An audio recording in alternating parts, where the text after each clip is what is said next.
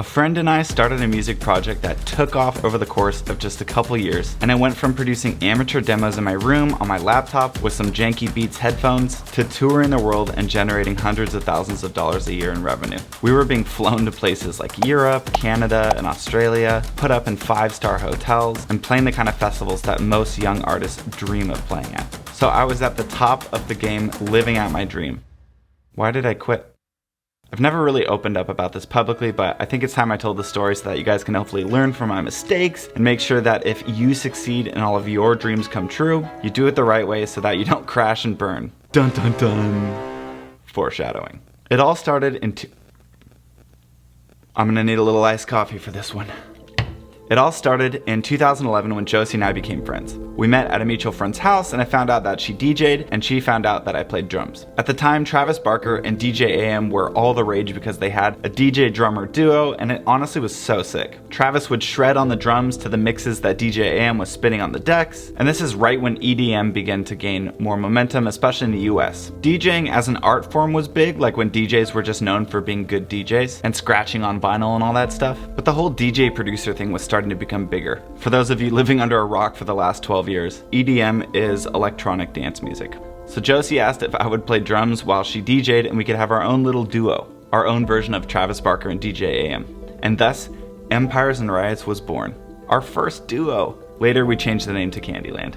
So through these jam sessions that we had, I got introduced to artists like Deadmau5, Cascade, Bloody Beetroots, and Steve Aoki. Josie would play songs and I would drum along to it. I slowly but surely became obsessed with dance music, and because of my background in playing drums, as well as guitar, bass, and piano, I wasn't satisfied just being a consumer of electronic dance music, but I wanted to try my hand at actually creating some of it for myself. So I did what any college freshman would do, and I pirated Fruity Loops and ran wild for a few months. I made a remix EP for our duo Candyland, and we put it out on Bandcamp for fun. And that album caught like wildfire and actually ended up going to #1. No, I'm totally kidding. Nothing really came of it at all. We didn't get a following or anything crazy, but what did happen is I got hooked as a producer. I had caught the bug, so to speak. Eventually, I got Ableton, and for somewhere around a year, almost every single night, I stayed up until like 2 or 3 a.m., just sitting in my bed with my Beats headphones on, trying to replicate the music of the producers that I looked up to, which at the time were Skrillex, Wolfgang Gartner, Knife Party, Kill the Noise, people like that. I kept improving because I loved producing and getting closer to sounding like my inspirations. Josie and I DJ'd our first gig, which was a 1-year-old's birthday party,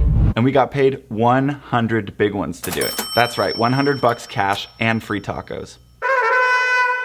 We had finally made it, but really that gig showed us that it was possible to make money from DJing. So I worked my butt off to try and make some original tunes, and Josie kept finding smaller labels for us to submit demos to and try to get signed. Eventually we landed on a smaller label called Big Fish, and we signed 2 songs as an EP, and they paid us something like I think $1,500. That's when things started to pick up because for me something shifted in my head. I knew that I could actually make money not just from DJing, but also from producing. That little EP got the ball rolling, but it was nothing compared to what happened next. Josie and I started putting out bootleg remixes of popular older songs on SoundCloud. So we'd revamp a classic and make it a bit more hyped up for DJing and parties and that kind of stuff. Bootleg remix means that it was not official, it wasn't commissioned or anything, meaning you just like take a song, the MP3 file as is, and remix that, or if you're lucky you can find some DIY acapella. So anyway, it was just an absolute nightmare from a legal standpoint in terms of copyright, but at the time SoundCloud didn't really take stuff down and you could just kind of put whatever you want on it. So we put a bunch of these bootleg remixes out and started to gain traction with the free download feature on SoundCloud. Tens of thousands of people would download the remixes we put out, and other DJs downloaded them too and started playing them out live. So we started getting support from some of our favorite artists like Knife Party, Adventure Club, Cruella, Skrillex, and they were playing our music out.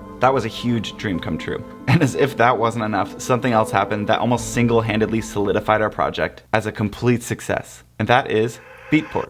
Beatport is basically iTunes for DJs. They have super good quality versions of songs, especially dance songs, for DJs to download so they can play out the songs at the highest quality. They were the go-to place for what was happening in the EDM scene at the time. If a song was #1 on Beatport, every DJ all over the world was playing that song in their sets. So Beatport regularly had remix contests for some of their biggest songs, and Josie and I figured it was worth trying to win one of these contests. You know, why not? Long story short, we won 2 of the remix contests. And one of these 2 contests was the biggest remix contest they had ever had. So us winning these gave us a ton of promotion in the EDM scene and a lot of credibility amongst fans and other artists. Somewhere around that time, we got a hardworking manager and a booking agent, and this allowed us to tour the world. With the bootleg remixes still doing well on SoundCloud and touring regularly, things sort of became rinse and repeat. Keep putting out music, keep touring, grow the project. I was on top of the world, and there was so much dopamine. Sheesh. Almost everything was perfect, except for one thing. One teeny tiny problem. Pride. Or another word for it, ego. C.S. Lewis calls pride the great sin. See, success is a wonderful thing if you can steward it well. Through those years of finally experiencing some success, pride slowly grew more and more toxic roots down into my heart. I was constantly comparing myself to other artists, and I was never satisfied with our numbers. We never got enough streams, we never had enough fans, we never made enough money, and every conversation I had when I came back home from tour was, "Hey, what have you been up to? Tell me about tour. My life is boring, tell me about your life." And it was always about me. And I found myself trying to be more and more interesting instead of being more interested. On top of that, I started getting the notion that I didn't need Josie to be successful. I could produce my own music and just do my own thing, and that way I wouldn't have to put up with anyone else. And whenever Josie and I had a strong disagreement about something, I would tell myself a story in my head, or rather, pride would tell me the story of how I didn't need her and I could just be doing all of this on my own instead and get all the credit. Whew! Let me get some electrolytes real quick. Moving right along.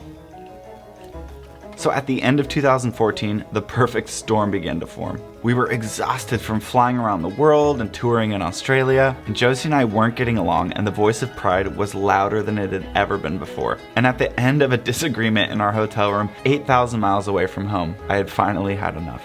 I had hit my breaking point, and I wanted out. So I quit. It was a complete nightmare, logistically, business-wise, and most importantly, relationally. But 8 years later, I have some wisdom to share with you that may help you along the way. In retrospect, both Josie and I had a lot of growing up to do. We had no idea how good we really had it, and more importantly, how to steward that success. A little gratitude would have gone a long way in just regularly taking time in our hearts to appreciate what we had. The truth is, I couldn't do it without Josie. There was a magic that we had together, and I let pride get a foothold in my life and ruin that magic. Am I glad that I left? Yes. Our friendship wasn't healthy for either of us, and we needed a break. Do I wish I had done it in a more loving and honoring way? Yes. But since then, I've grown up a lot.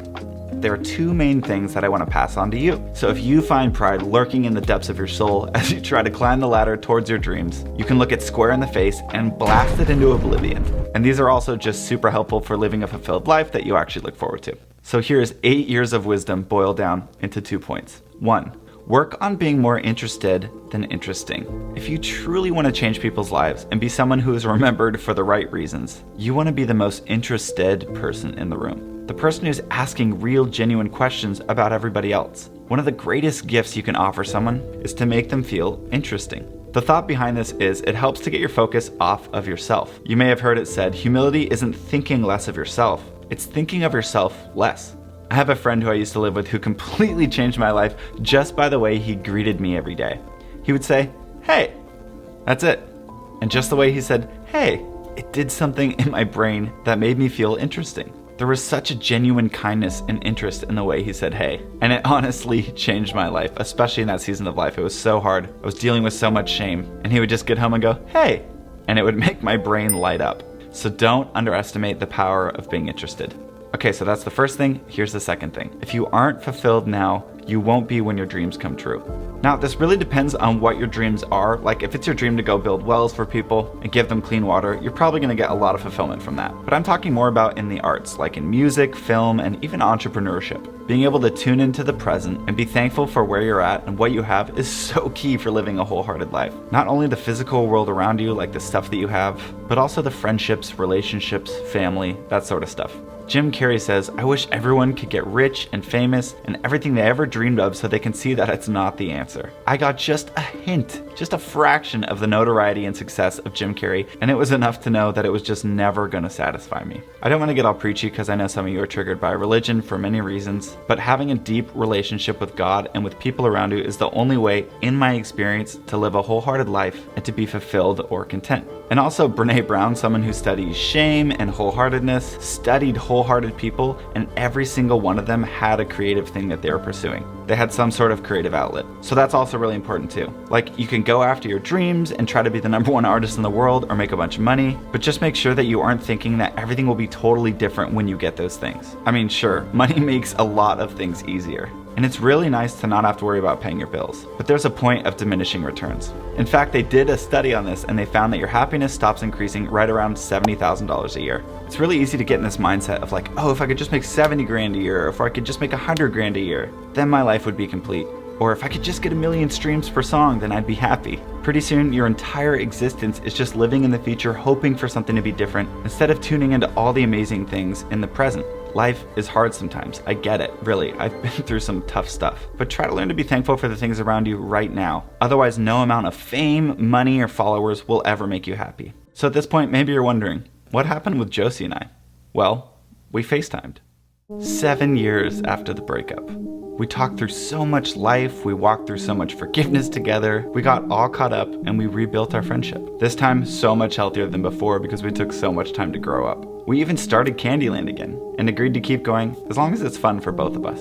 It's easy to look at people who are living out your dreams and imagine how lucky they are and how happy you'd be if you were in their shoes, and there's a lot of truth to that. But if you don't learn to be full of gratitude where you're at now, once you reach your dream, you'll just be looking at the next thing you wish you had, and you'll never be happy where you're at. Fame and money don't solve your problems. They only bring out what's already in there, which in my case was pride. So I would say work more on getting as healthy and content now so that if you do end up achieving your dreams, you're able to A, be present and soak it all in and really actually enjoy it, and B, sustain things without crashing and burning or becoming someone that you were never made to be. So dream big, go for your goals, but don't forget to tune into the life right in front of you. After 8 years, I've learned that that's really where the magic is at.